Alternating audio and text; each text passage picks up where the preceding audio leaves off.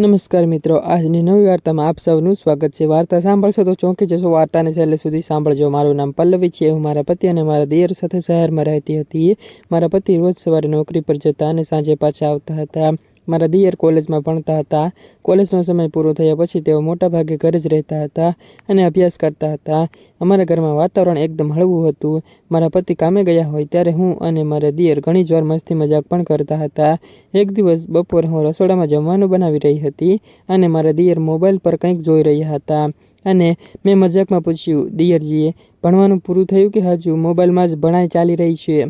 તેમણે હસીને કહ્યું હતું, ભાભી, આજકાલ મોબાઈલમાં પણ ભણવું પડે છે। મેં કહ્યું, હા એ તો સાચું, પણ ભણાઈના નામે કંઈ બીજું તો નથી ચાલતું ને? તેઓ હસવા લાગ્યા। થોડીવાર પછી તેમણે મને પૂછ્યું, ભાભી, લગ્ન પહેલાં તમારો કોઈ બોયફ્રેન્ડ હતો? મેં કહ્યું, ના રે, એવો કોઈ ચક્કર જ ન હતો। પછી મેં પણ મજાકમાં પૂછ્યું, અને તમારે કોઈ ગર્લફ્રેન્ડ છે? તેમણે તરત કહ્યું, ના ભાભી, મારે તો અત્યારે માત્ર ભણવાનું છે। મેં કહ્યું, બરાબર છે દિયરજી, પહેલાં ભણાઈ પૂરી કરો, બાકીનું પછી જોઈશું। અમે બંને હસી પડ્યા। એ દિવસ પછી સામાન્ય રીતે પસાર થઈ ગયો હતો દિવસ તો, પરંતુ મને શું ખબર હતી કે બીજા જ દિવસે મારા ઘરમાં એક એવી ઘટના બનવાની હતી જે હું ક્યારેય પણ ભૂલી શકવાની ન હતી। અમારા ઘરમાં થોડા દિવસથી એસી બરાબર ઠંડક આપતું ન હતું। મેં રાત્રે મારા પતિને કહ્યું, એસી એકવાર ચેક કરાવી લો, ગરમી બહુ લાગે છે। મારા પતિએ કહ્યું, હા, કાલે એસીવાળાને ફોન કરી દઈશ। બીજા દિવસે લગભગ 11 વાગ્યાનો સમય થયો હતો અને મારા દિયર કોલેજે ગયા હતા। ઘરે તો હું ફક્ત એકલી હતી, ઘરનું કામ કરી રહી હતી। ત્યારે અચાનક ડોરબેલ વાગી હતી। હું થોડાક વાર માટે અટકી ગઈ। મનમાં વિચાર આવ્યો, અત્યારે કોણ આવ્યું હશે? હું દરવાજા પાસે ગઈ હતી અને પૂછ્યું, કોણ? બહારથી અવાજ આવ્યો હતો, એસી રિપેર કરવા માટે આવ્યો છું। મેં દરવાજો ખોલ્યો। બહાર એક જ વ્યક્તિ ઊભો હતો। તેણે કહ્યું હતું, તમારા પતિએ એસી માટે ફોન કર્યો હતો। મેં તેને અંદર બોલાવ્યો। તે સીધો રૂમમાં ગયો અને એસી તપાસવા માટે લાગ્યો। હું પણ ત્યાં જ ઊભી રહી। થોડીવાર પછી મેં કહ્યું, તમે એસી જોઈ લો, ત્યાં સુધી હું કપડાં બદલાવીને આવું છું। તેણે કહ્યું, હા, તમે જઈ આવો।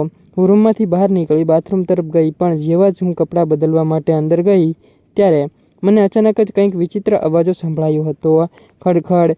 હું એકદમ શાંત થઈ ગઈ। મને લાગ્યું કે કદાચ બહાર કંઈક વસ્તુ પડી હશે, પણ થોડીક જ સેકન્ડ પછી ફરી અવાજ આવ્યો, ઠક ઠક, સર્ર।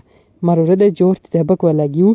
મેં વિચાર્યું, આ અવાજ ક્યાંથી આવે છે? હું બાથરૂમમાંથી બહાર આવી રહી અને બહાર આવીને જોયું તો એસી રિપેર કરનાર વ્યક્તિ હજુ એસી સાથે કામ કરી રહ્યો હતો અને મેં પૂછ્યું, ભાઈ, અહીં કંઈક અવાજ આવ્યો હતો? તે આશ્ચર્યથી બોલ્યો હતો, અવાજ? કેવો અવાજ? મેં કંઈ નથી ખખડતું સાંભળ્યું અને એવો કંઈ પણ અવાજ મને નથી સંભળાયું। અને ત્યારે હું થોડીક ગૂંચવાઈ ગઈ, કદાચ મારો ભ્રમ હશે, મેં મનમાં વિચાર્યું। પણ એ જ સમયે ધડામ, બીજા રૂમમાંથી કંઈક પડવાનો અવાજ આવ્યો હતો, પણ આ વખતે તો એસીવાળો પણ ચોંકી ગયો હતો। અમે બંને અવાજની દિશામાં ગયા। રૂમમાં પહોંચ્યા તો જમીન પર કંઈ પડેલું ન હતું, પરંતુ બારીનો પડદો હળવો હલતો હતો। મેં બારી જોઈ, બારી અંદરથી બંધ હતી। હવે તો મને ખરેખર લાગવા લાગ્યું કે એસીવાળાએ ધીમેથી કહ્યું, મેડમ, આ ઘરમાં બીજું કંઈ છે? મેં કહ્યું, ના, અત્યારે તો હું એકલી જ છું। તે થોડોક સમય ચૂપ રહ્યો હતો, પછી તેણે એસી બંધ કર્યું અને કહ્યું, મેડમ, પહેલાં આ રૂમની લાઇટ ચાલુ રાખજો। મેં પૂછ્યું, પણ શું થયું? તેણે કંઈ જવાબ આપ્યો નહીં। તે સીધો બારી પાસે ગયો હતો અને પડદો હટાવ્યો અને ત્યાં બારીની પાછળ એક નાની એવી કાળી વસ્તુ ફસાઈ હતી। મેં નજીક જઈને જોયું તો મારા તો હોશ જ ઉડી ગયા। એ કોઈ માણસ ન હતો, એ તો મારો જૂનો રોબોટિક ક્લીનર હતો, જે ઘણા સમયથી ખરાબ પડ્યો હતો અને મેં તેને સ્ટોરરૂમમાં મૂકી દીધો હતો। પરંતુ એ અહીં બારી પાસે કેવી રીતે આવ્યો? એસીવાળાએ હસીને કહ્યું, મેડમ, કદાચ એસીવાળા વાઇબ્રેશનથી આ ક્લીનર ધીમે ધીમે સરકીને અહીં આવી ગયો હશે। હું રાહતનો શ્વાસ લીધો, પણ વાર્તાનું રહસ્ય તો પૂરું થવાનું જ ન હતું। એસીવાળાએ એસીનું કવર ખોલ્યું અને અંદરથી એક નાની એવી ચિઠ્ઠી બહાર કાઢી હતી। એ ચિઠ્ઠી પર લખેલું હતું, આ એસી બહુ દિવસથી બંધ છે, પણ એની અંદર કંઈક બીજું પણ બંધ છે। હું ચોંકી ગઈ। મેં પૂછ્યું, આ કોણે લખ્યું? એસીવાળો પણ ચૂપ થઈ ગયો। ત્યારે બહારથી મારા દિયરનો અવાજ આવ્યો હતો, ભાભી, હું પાછો આવી ગયો કોલેજેથી। હું તરત દરવાજા તરફ દોડી, દિયરને આખી જ વાત કહી તો તે હસવા લાગ્યો। પછી તેણે કહ્યું, ભાભી, આ ચિઠ્ઠી તો મેં લખી હતી। મેં ગુસ્સામાં પૂછ્યું, પણ શા માટે? તે બોલ્યો, ગઈકાલે તમે કહ્યું હતું ને કે ઘરમાં કંઈક મસ્તી હોવી જોઈએ, તો મેં વિચાર્યું કે આજે થોડીક સસ્પેન્સવાળી મસ્તી કરીએ। હું માથું પકડીને બેસી ગઈ, પણ એસીવાળો હજુ પણ ચૂપ હતો। મેં તેની તરફ જોયું। તે હસીને બોલ્યો, મેડમ, એક વાત કહું? મેં કહ્યું, હા। તે બોલ્યો, તમારા દિયરની મસ્તી તો સમજાઈ ગઈ, પણ આ એસીની અંદર ચિઠ્ઠી મૂકવાની જગ્યા મને પણ આજે પહેલી વાર ખબર પડી હતી. હવે અમે ત્રણે એકબીજાના ચહેરા જોવા લાગ્યા હતા અને એક ક્ષણે ફરી ખડખડ એવો અવાજ આવ્યો હતો. આ અવાજ આ વખતે એસીની અંદરથી આવ્યો હતો. અમે ત્રણે એકસાથે તરફ જોયું અને આ વાર્તા ત્યાં જ અટકી ગઈ, કારણ કે એસીની અંદર ખરેખર કંઈ જ ન હતું. પણ જ્યારે એસી તરફ જોઈ રહ્યા હતા ત્યારે અચાનક જ ફરી એક અવાજ આવ્યો હતો, ખડખડ ખડખડ એવી રીતે. આ અવાજ સ્પષ્ટ રીતે એસીની અંદરથી જ આવ્યો હતો. હું, મારા દિયર અને એસી રિપેર કરનાર ત્રણેય વ્યક્તિ એકબીજાની ચહેરા જોવા લાગ્યા. મારા દિયરે ધીમેથી કહ્યું, ભાભી, આ ચિઠ્ઠી તો મેં મૂકી હતી, પણ આ અવાજ મેં નથી કર્યો. મારા પગ નીચેથી જમીન સરકી ગઈ આ વસ્તુ સાંભળીને. મેં એસીવાળાને કહ્યું હતું, ભાઈ, એસી ખોલીને જુઓ અંદર શું છે. તેણે ટોર્ચ કાઢી અને એસીનો આગળનો કવર ખોલ્યું હતું. અંદર ધૂળ, વાયર અને કેટલાક જૂના પાર્ટ્સ દેખાતા હતા. પણ અચાનક તેની ટોર્ચ એક જગ્યાએ જ અટકી ગઈ હતી. તે બોલ્યો, મેડમ, અહીં કંઈક ફસાયેલું છે. તેણે હાથ અંદર નાખ્યો અને એક નાની એવી કાળી થેલી બહાર કાઢી. એ થેલી જોઈને હું ચોંકી ગઈ. મેં પૂછ્યું, આ કોની છે? મારા દિયરે તરત જ કહ્યું, ભાભી, મારી નથી. એસીવાળાએ થેલી ખોલી. અંદર એક જૂનો મોબાઈલ હતો. મોબાઈલ બંધ હતો. મેં કહ્યું, આ તો કોઈનો જૂનો ફોન લાગે છે. એસીવાળાએ ફોન ચાલુ કરવાનો પ્રયત્ન કર્યો હતો, પણ પહેલાં ફોન ચાલુ થયો નહીં. પણ થોડીક સેકન્ડ પછી સ્ક્રીન ચાલુ થઈ ગઈ હતી. મોબાઈલમાં બેટરી માત્ર 3% હતી. સ્ક્રીન પર એક જ વિડીયો હતો. વિડીયોની તારીખ જોઈને મારા દિયરનો ચહેરો બદલાઈ ગયો. આ તારીખ હતી આજની 2 દિવસ પહેલાંની. મારા દિયરે કહ્યું, ભાભી, આ કેવી રીતે શક્ય છે? અમે વિડીયો પ્લે કર્યો. વિડીયોમાં અમારું જ ઘર દેખાતું હતું. કેમેરો જાણે ઘરના અંદરના કોઈ ખૂણામાં છુપાયેલો હતો. વિડીયોમાં ખાલી રૂમ દેખાતો હતો. થોડા સમય પછી હું જ ફ્રેમમાં આવી. હું એ જ રૂમના ઘરનું કામ કરી રહી હતી. પણ વાત અહીં ખતમ થતી ન હતી. વિડીયોમાં હું રૂમમાંથી બહાર ગઈ. પછી થોડીક સેકન્ડમાં તે દરવાજો બંધ થયો હતો અને પછી કોઈ વ્યક્તિ ધીમેથી રૂમની અંદર આવ્યો હતો. મારા મોઢામાંથી ચીસ નીકળી ગઈ. આ કોણ છે? વ્યક્તિએ મારો ચહેરો ઢાંક્યો. તે સીધો જ એસી પાસે ગયો. થોડીવાર પછી એસી સાથે કંઈક કરતો રહ્યો હતો. પછી બહાર આવ્યો અને પાછો બહાર નીકળી ગયો. વિડીયો બંધ થઈ ગયો. રૂમમાં એકદમ શાંતિ છવાઈ ગઈ. મેં મારા દિયરને કહ્યું, આ માણસ આપણા ઘરમાં આવ્યો હતો. તેણે કહ્યું, ભાભી, મને તો કંઈ ખબર નથી. એસીવાળો પણ ડરી ગયો હતો. તેણે કહ્યું, મેડમ, હું આ એસી આજે પહેલી વાર રિપેર કરવા આવ્યો છું. આ મોબાઈલ પણ મારો નથી. એટલામાં ફોન એક નોટિફિકેશન આવ્યું. અમારા ત્રણેયના હાથ પગ ઠંડા થઈ ગયા. મેં ધીમેથી કહ્યું, હમણાં તો કોઈ આ ફોન પર કંઈ મોકલ્યું નથી. ત્યારે મારા દિયરે વિડીયો ખોલ્યો હતો અને વિડીયોમાં અમે ત્રણેય દેખાઈ રહ્યા હતા. એ જ રૂમમાં એ જ સમયે જાણે કોઈ અમને બહારથી જોઈને રેકોર્ડ કરી રહ્યું હોય એવું લાગતું હતું.